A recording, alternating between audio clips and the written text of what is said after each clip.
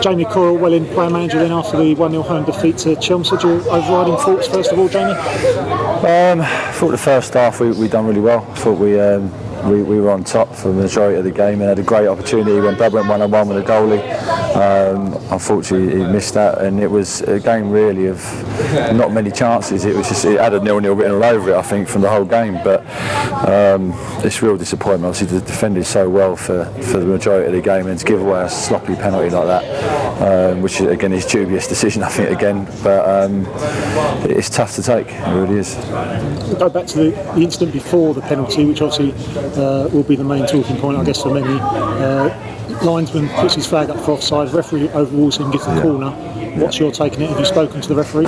Yeah, well, the lino gave it for an earlier incident when he ran down the line, and then he didn't actually see it, and about 30 seconds later there was a deflection, I think, off of Gowley, and it went back and he overruled it, but it was actually offside before. But he didn't even talk to the lino. He didn't actually go and speak to him. But it's unfortunate the way things are going at the moment. It's I said it on Saturday, we've got to turn it around ourselves. We can't rely on luck and decisions. It's something that we've got to do ourselves, but unfortunately again it's cost us today. Straight after that, obviously Jack Parkinson gets booked for dissent, give the penalty away straight after. Do you think that was a lack of discipline, that the whole thing, that you just lost a little bit of concentration? I don't know whether it was Jack. I thought it was Alfie Pavey who gave away the penalty. Alfie for the penalty. Jack got booked for dissent just before. Yeah, it's disappointment. You know, we've defended for 45 minutes in the second half. We didn't really get out of our half, and the quality dropped in terms of when we had one possession. We was a little bit rash with our clearances and decision making, and it just allowed them to come back onto us. And it's disappointing, you know, because we defended so well, and I thought the shape and the way they actually put their body on the line tonight was, you know, a massive plus. But again, it's one sloppy decision of getting your hands up in the box, and it's given the referee an opportunity to make a decision. I think first half, most Welling fans have been pretty impressed with the way your team set up and the way you played.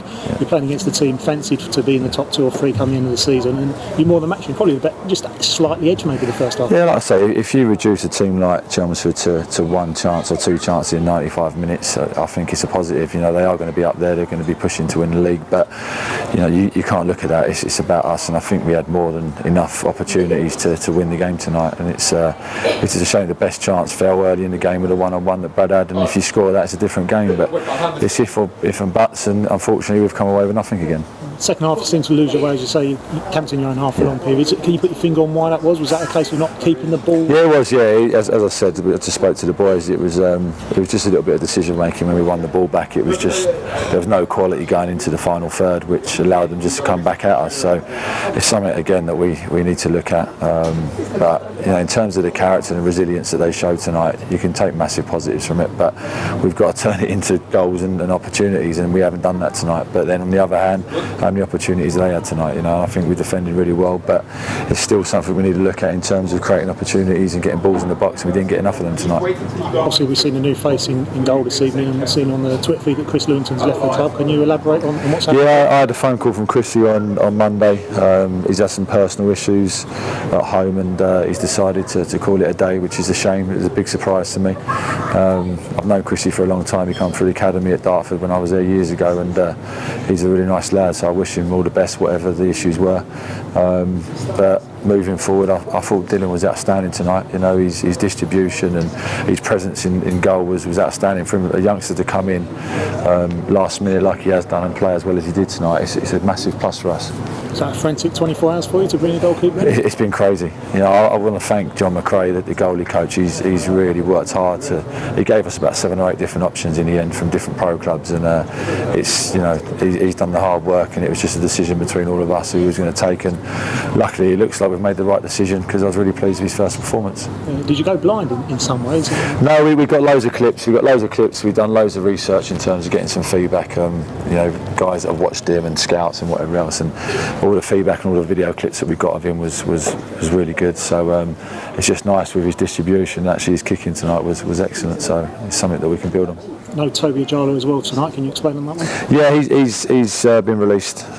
So it's we're going to move on and try and look at 1 or 2 other new faces to bring them moving forward. Was that a lack of fitness? I think so. I think he looked really rusty Saturday. He struggled a little bit. I know the pitch wasn't great, but he looked a little bit off the pace, and we haven't got time to wait. You know, we've got to start picking up results, and we've got to get players in that are ready to go and fit and match fit. So we, to try and get the first 3 points. Yeah, we don't want to harp back on say, but it was a bit of a surprise that he came straight into the team. Is that something you now regret looking back in hindsight? No, not really. No, I've played against him enough. He looked sharp in training. He'd done really well in training, but you can't replicate a match tempo, and that's unfortunately what it looked like. It was a little bit sluggish on Saturday, and as I said, we need to move forward and look at getting a couple of faces in that can make a difference. And there's been other cleaners of the deck, is that right? Moley and also Kathleen departed? Yeah, they've both gone. Yeah, they're both youngsters that need to play games, and I didn't think with the personnel that we've got in the squad that they're going to have an opportunity. So there's no point in them sitting around and being in the bench or in the stands. They're young and they need to go and play games. It's the only way they're going to develop. So it was a amicable decision. It's something that we both agreed on and they've moved on.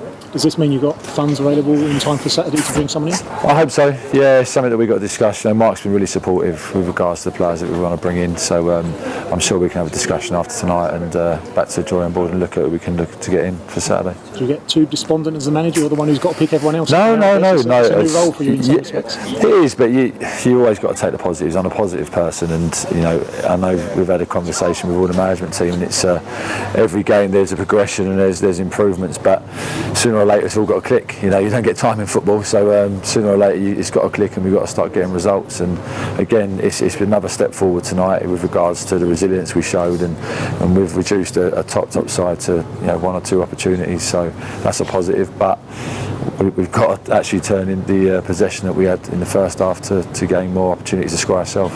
I saw yourself, just to go back to the game, the first minute or so, the challenge that you made and the referee spoke to you. I thought on the touchlines it was a really good challenge for yourself. Yeah, it was. Yeah, well, I totally got the ball, but it's officials unfortunately tonight.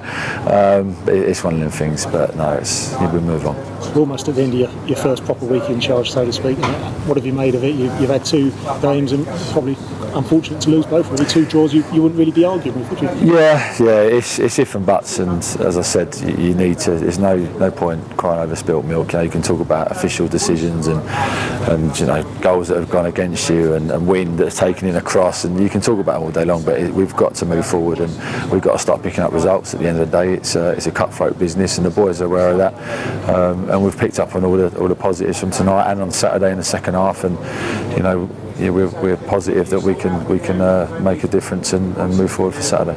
Is it good this time of the season the games come thick and fast? I think so, yeah. I said to the boys on Saturday, the best thing is we've got a game tonight, and they've actually shown what we actually spoke about in terms of what we need to work on, our defensive shape and being more organised when we're out of possession, and they've done that tonight, and it's now just looking at Thursday, the final third at the other end we don't get enough balls in the box for the quality we've got out wide tonight, and the fullbacks getting on. We didn't get enough quality in the box, and with Tom Bradbury, who I thought was outstanding tonight, I don't think he lost the header all night. The amount of times he won flick-ons, there's no one going in behind. It's again real basics that we need to look at in training on Thursday, and if we can get that right and we can cause a few more problems in the final third with the same defensive resilience we showed tonight, we'll be okay. Thanks very much for your time, Jamie. You're welcome.